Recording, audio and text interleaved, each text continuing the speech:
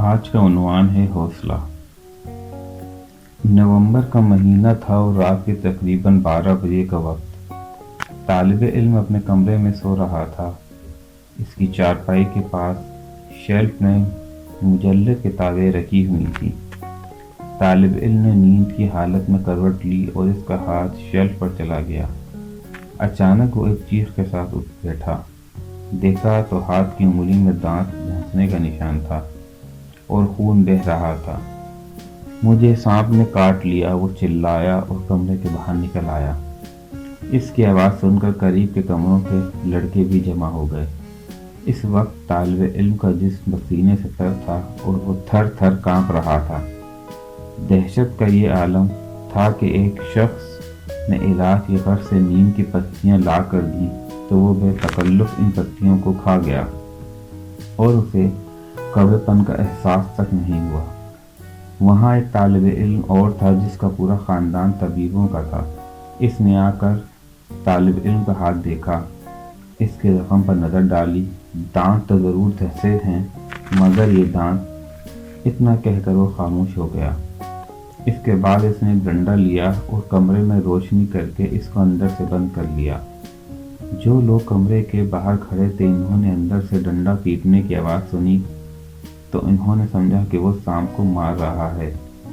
मगर थोड़ी देर बाद जब वो तालिब इल्म कमरे से बाहर निकला तो इसके हाथ में सांप के बजाय एक मरा हुआ चूहा था जिसको वो दुम से पकड़कर लटकाए हुए था।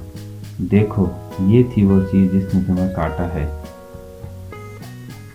इस वक्त वो मुस्कुराते हुए बोला, मुझे तुम्हारी उंगली का जख्म देखते ही शुबा हो गया था कि ये सांप का काटा नहीं हो सकता। चूहे के दांत और सांप के दांत में फ़र्क होता है, लेकिन अगर मैं यूं ही कहता तो तुम्हें यकीन ना आता।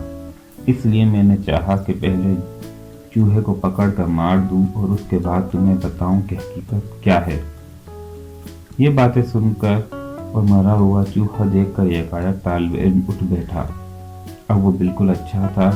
मुझे याद आया, इसने कहा, कल ही मेरे यहाँ नई नई किताबें जिल्द बनकर आई हैं। नई जिल्दों में लई की बू पाकर अक्सर चूहे आ जाते हैं और वही किस्सा यहाँ भी पेश आया।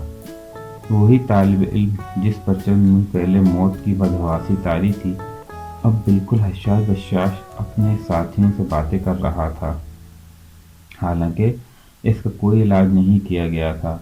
इसको सिर्फ ये यकीन दिलाया गया था कि इसको जिस चीज़ में डसा है वो सांप नहीं बल्कि चूहा है। यही हाल हमारी कौम का है। हमारी कौम इस वक्त अपने मसाइल से इस कदर परेशान है कि ज़िंदगी का हौसला तक इससे रुखसत हो रहा है। मगर ये परेशानी हकीकी से ज़्यादा नफ्सियाती है। अगर कौम के दिल में ये बात उतार दी जा सके कि तुम्हारा मसला चूहे का मसला है ना कि सांप का मसला, तो कौम की हालत बदल जाएगी और वो हौसला और एतमाद की इन तमाम नेमतों को दोबारा पा लेंगे जिनको वो मौजूदा हालात में खो चुकी है। शुक्रिया।